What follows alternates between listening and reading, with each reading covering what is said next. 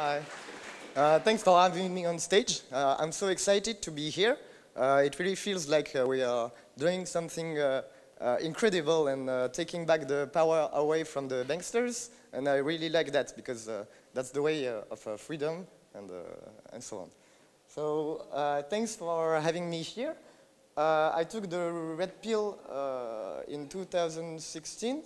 I was on my own. I had no friends involved in Bitcoin, so they will think it's still a scam. But maybe I can prove them wrong.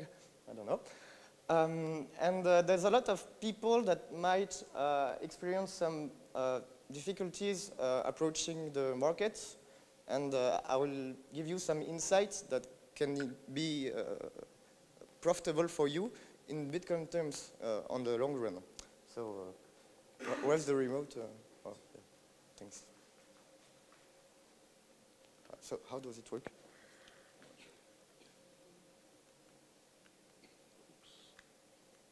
Okay. Okay. Okay, so basically it's all about buying low, selling high, right?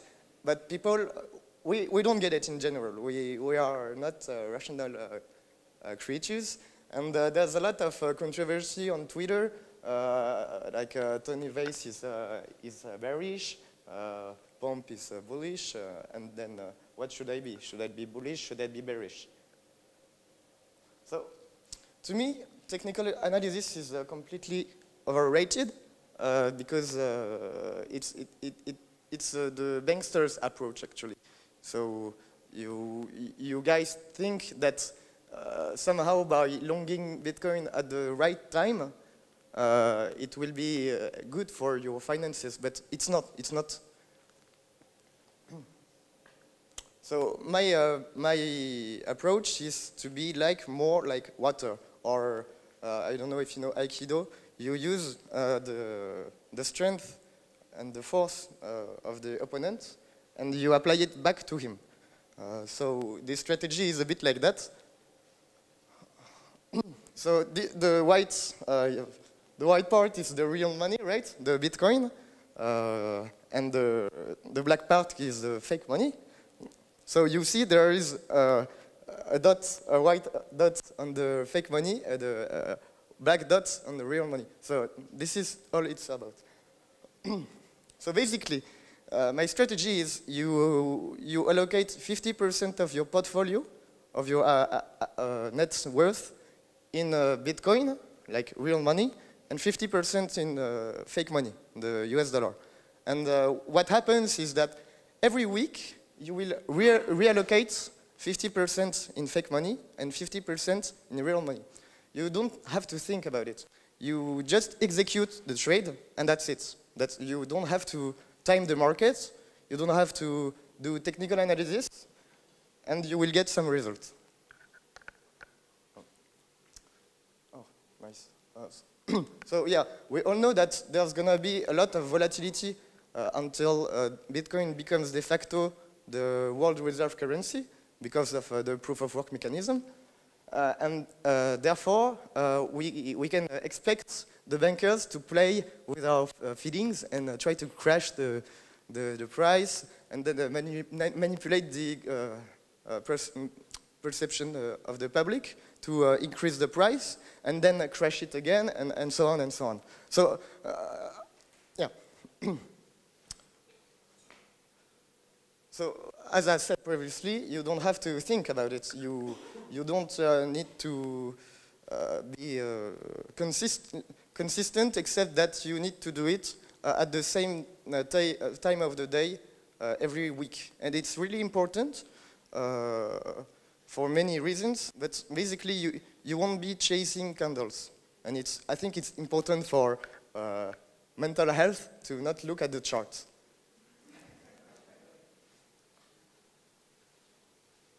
So this is like a simulation I tried, entering in position in May, the 1st of May, and every arrow is, what's the last one?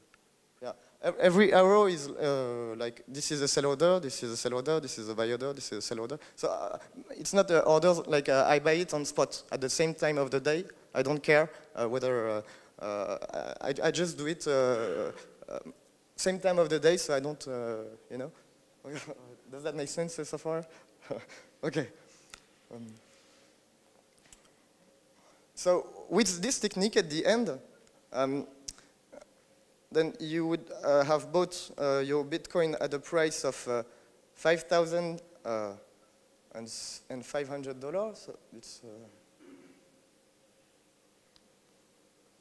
so it's here. Sorry, 5,300. And sorry, I have some problems with that. Oh, okay. Okay, I get it. Okay. Okay. Sorry. Oh. Well, so I am in position at this point in time, the 1st of May, at the price of Bitcoin at $5,350. Later on, next week, then I just reallocate. So you see there's the same value in crypto and the same value in DAI. I prefer using DAI because it's decentralized, so you don't need to trust the third party to still give you back your money in the end, like exchanges, for example.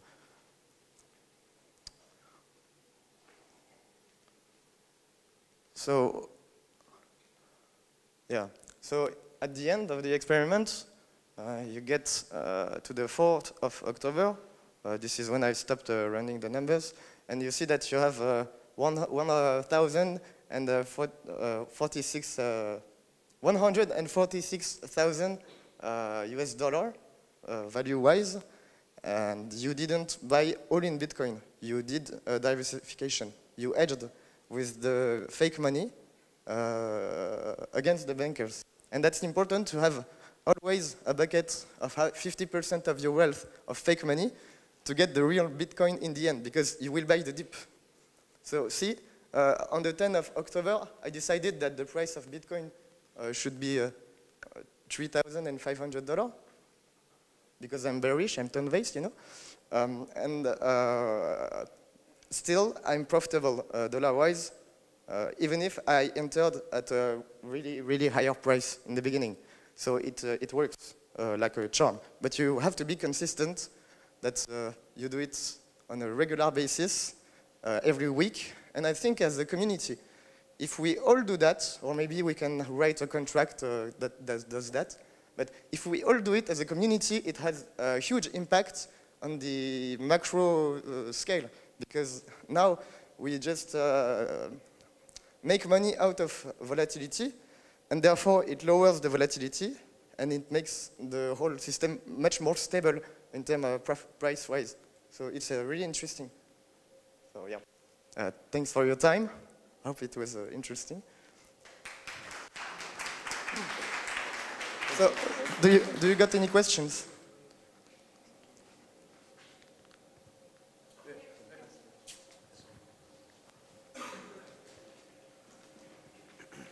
Well, thanks for the talk.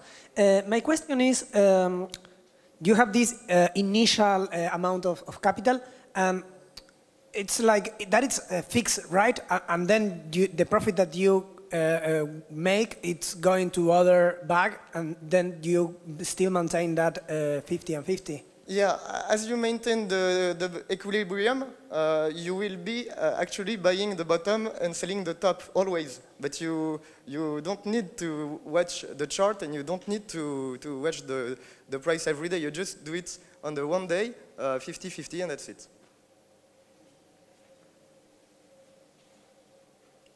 That does answer your question? Yeah, I think so. I was not sure if it was dynamic. Dynamic capital. I can go back to the slide of the price to see how big are the orders. Yeah. So yeah, here I buy 9 Bitcoin because it's at this price it's half of the invested money. So sorry, let's say that it's during the Friday. Then if that Friday you have a better position for buying, you buy. Yeah, but in the end, it doesn't matter. Yeah. On the long run, it doesn't matter if you choose Monday, Tuesday, Wednesday, Saturday. It doesn't matter because if everyone has a different day, then it's okay. Yeah. It's okay. So are those arrows when you buy and when you sell, basically? Yeah. Okay. Yeah. Thank you. Hi. So obviously most of us put our Bitcoin in hard wallets. So what percentage do you need to have liquid in order to keep doing this strategy? Because you don't have all your Bitcoins liquid. So yeah, basically, you can have just a small bucket of your money in this strategy, maybe 1% of your assets in this strategy, but you still to keep in that bucket 50% of fake money. This is how we fight the banks actually. This is the yeah.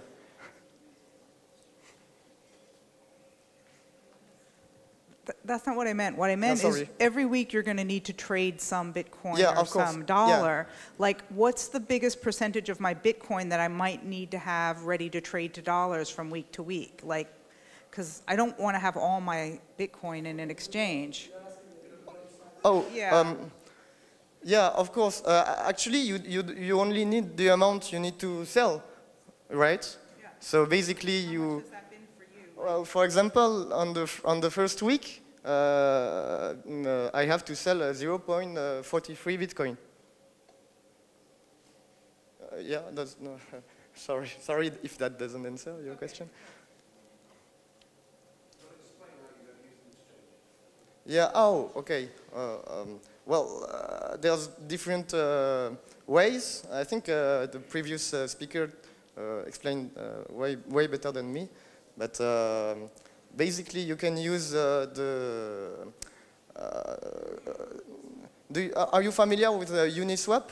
And you can have the DAI on this, and therefore you can have cash on hand to buy Bitcoin for DAI, and using the DAI, it's basically it's fake money, but it's good. It's as good as the dollar, I mean. Okay, thank you. Thank you so much.